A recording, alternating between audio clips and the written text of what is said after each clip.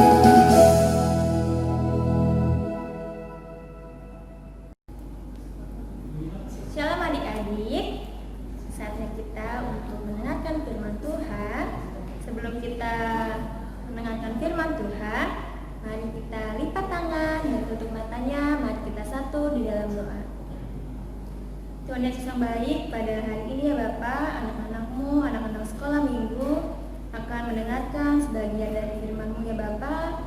Kiranya Engkau pimpin adik-adik kami, hati dan pikirannya ya Bapak. Kiranya mereka boleh fokus dan mengerti akan firman-Mu yang akan dibawakan oleh kakak sekolah minggu.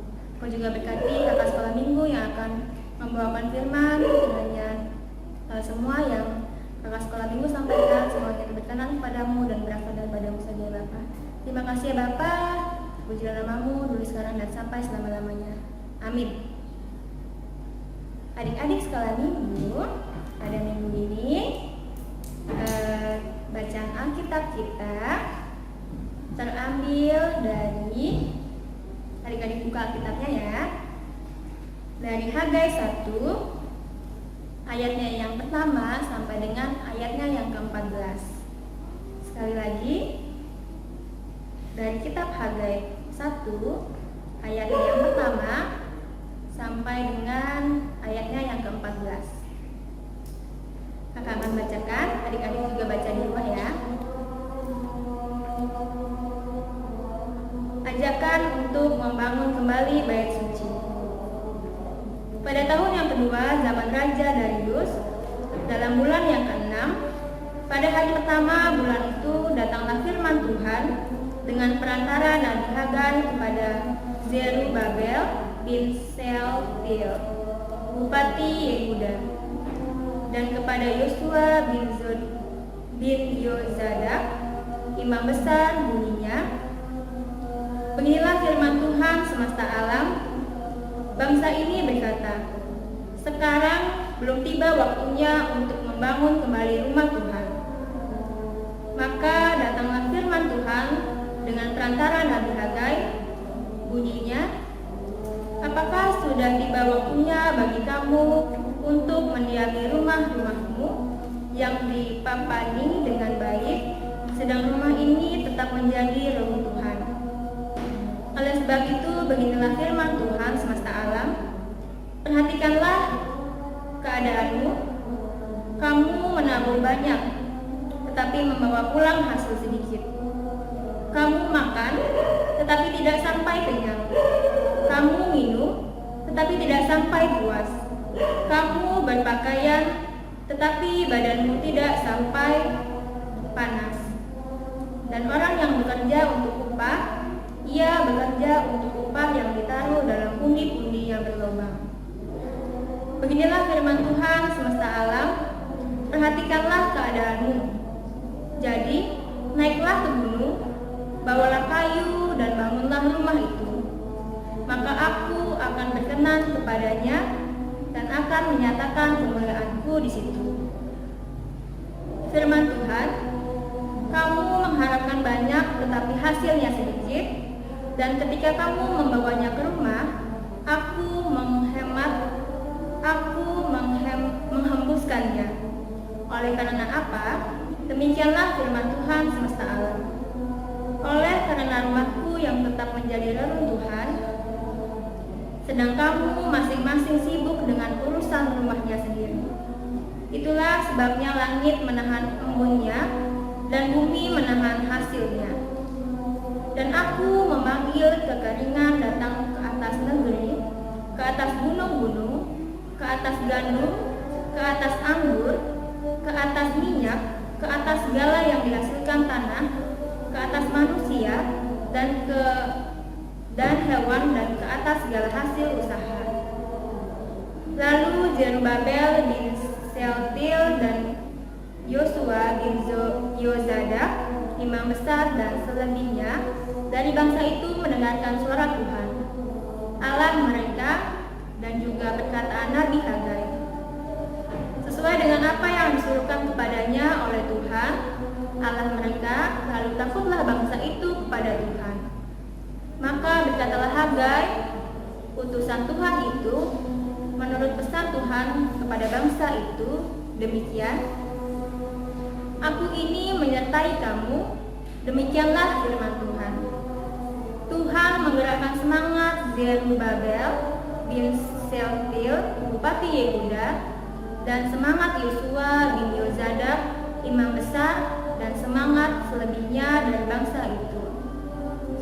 Maka datanglah mereka lalu melakukan pekerjaan pembangunan rumah Tuhan semesta alam Allah mereka. Baik adik-adik, demikian bacaan firman Tuhan pada hari ini. Adik-adik, dari bacaan kita ini pasti sudah tahu kan kita akan bercerita tentang apa.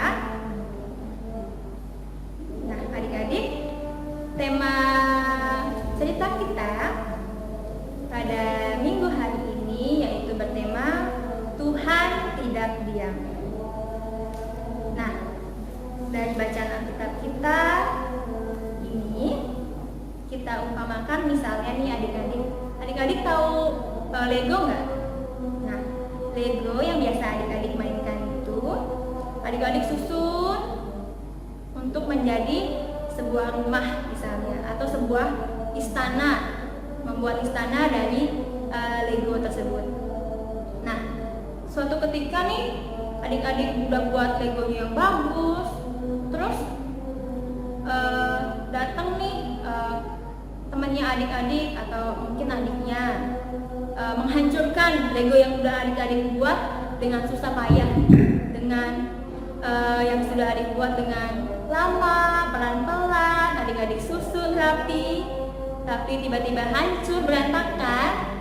Gimana perasaan adik-adik? Sedih pasti ya adik-adik, marah, kesel. Aduh, aku udah buat ini Legonya capek-capek, kok dihancurin sih? Gitu pasti kan adik-adik kesel, marah. Nah, begitu juga dengan Tuhan, adik-adik, ketika rumah Tuhan, bait Tuhan yang dihancurkan, yang dirusak, diberantakin oleh bangsa Babel, juga Tuhan pasti sedih adik-adik. Tuhan pasti marah juga sama orang-orang yang menghancurkan rumah Tuhan, yang disebut rumah Tuhan pada saat itu disebut dengan bait suci Tuhan. Lalu selain tempat beribadah adik-adik, bangsa atau penduduk Yehuda juga dibawa ke Babel. Lalu apakah Tuhan diam saja? Apakah Tuhan tidak melakukan apa-apa? Ayo, kira-kira Tuhan ngapain ya adik-adik? Apakah Tuhan berdiam diri saja ketika melihat bait sucinya dihancurkan oleh bangsa Babel? Tentu tidak ya adik-adik. Tuhan Yesus tidak diam aja bait sucinya dihancurkan. Lalu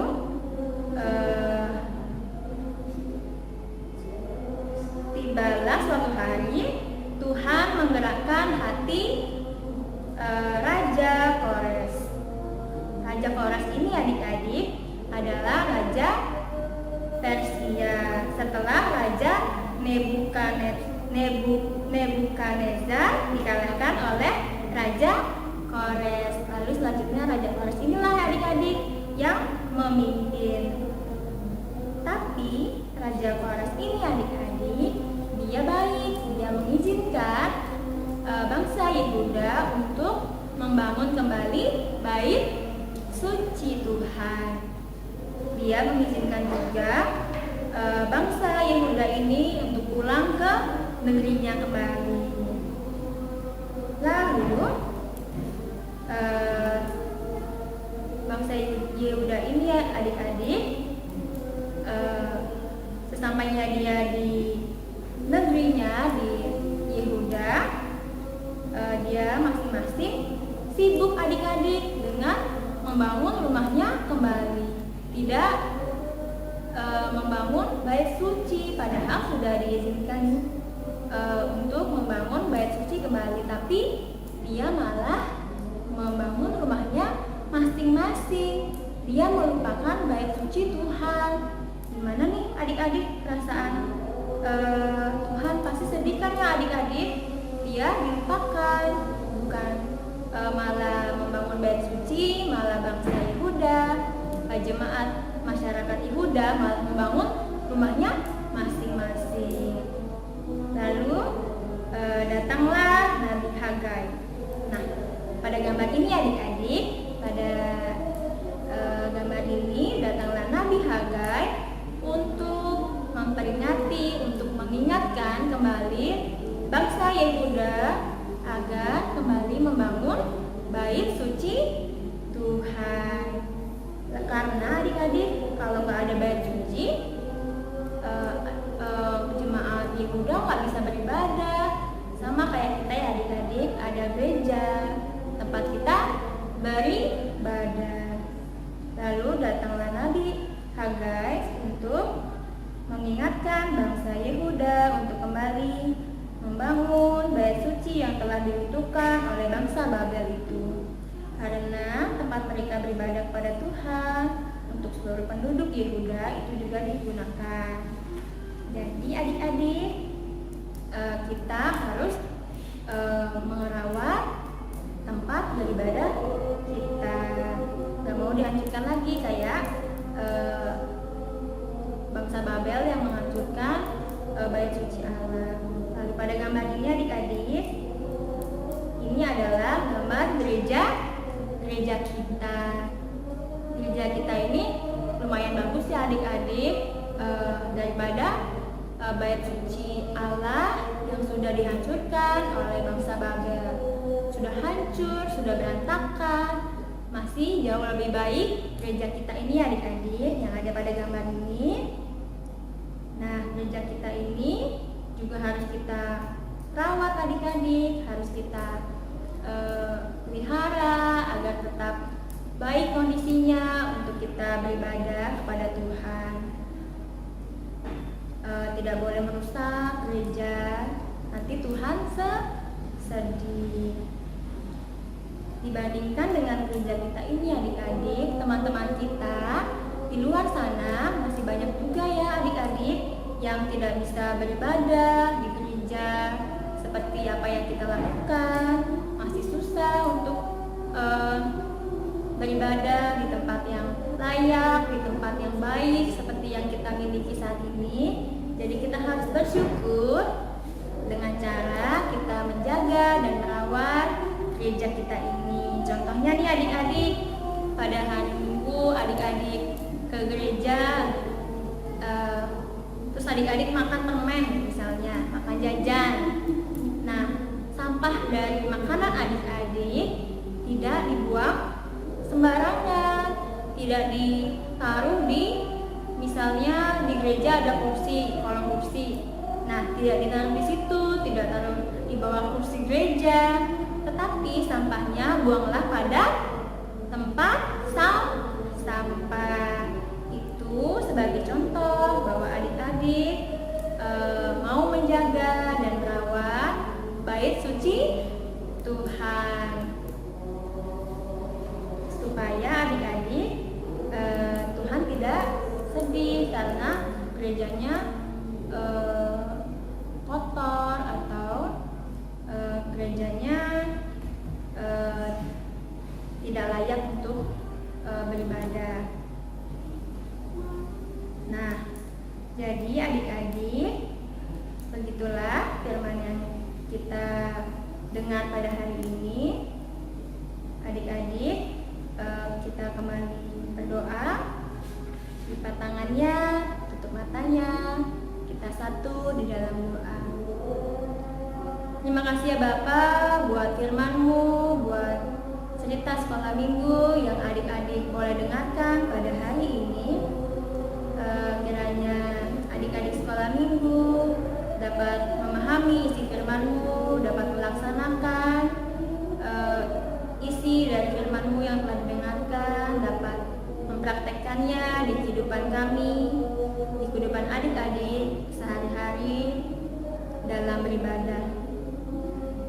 Engkau juga memberkati ya Bapak adik-adik kami dalam sekolah minggunya yang di rumah masing-masing. Kiranya adik-adik tetap boleh semangat dan bersukacita untuk mendengarkan firman-Mu untuk memuji nama Tuhan. Kiranya esok kemudian hari kami boleh kembali lagi berkumpul di rumah-Mu ini Tuhan, di gereja-Mu Tuhan, untuk kembali bersekolah minggu, kembali bertemu dengan Tuhan bersama-sama dengan teman-teman sekolah minggu dengan semangat, dengan penuh sukacita. Terima kasih ya Bapa, inilah doa dan permohonan kami bawa ke dalam tangan pengasihan-Mu. Pujilah nama-Mu Tuhan, dulu sekarang dan sampai selama-lamanya. Amin.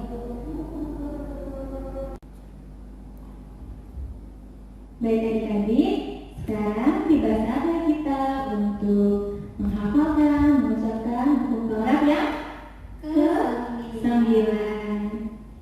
Hukum Taurat yang ke-9 bunyinya, janganlah engkau mengucapkan saksi dusta tentang sesamamu. Sekali lagi adik-adik, hukum Taurat yang ke-9 bunyinya, janganlah engkau mengucapkan saksi dusta tentang sesamamu. Oke adik-adik, kita memuji nama Tuhan lagi. Adik-adik boleh bangkit berdiri lagi. Kita akan nyanyikan lagu Ada Satu Sobatku Yang Setia.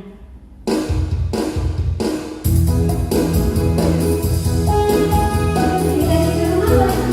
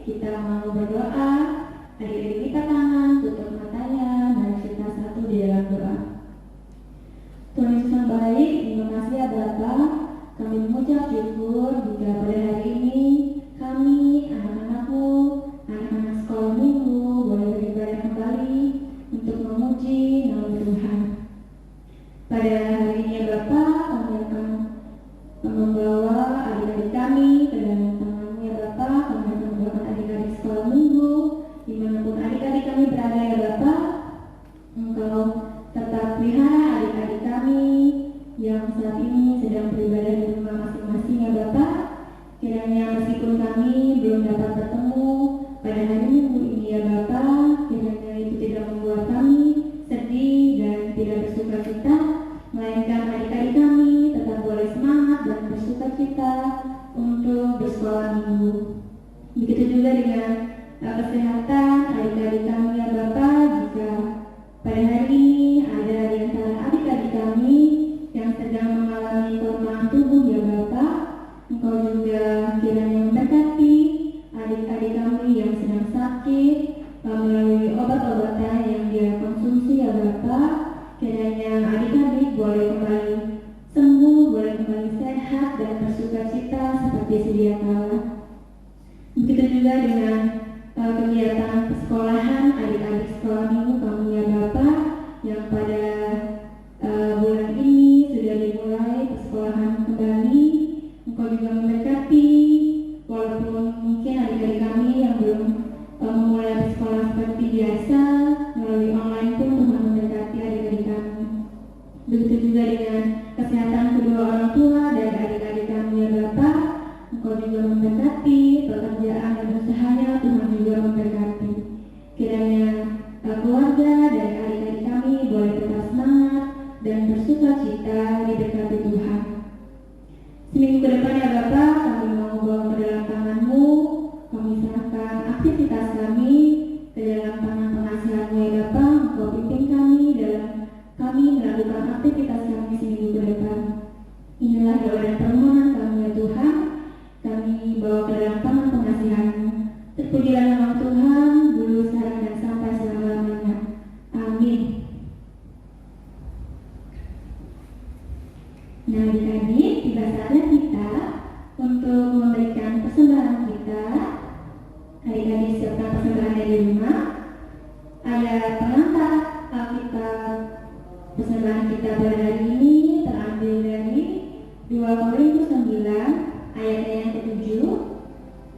Hendaklah masing-masing memberikan menurut kerelaan hatinya, jangan dengan sedih hati atau karena paksaan, sebab Allah mengasihi orang yang memberi dengan sukacita.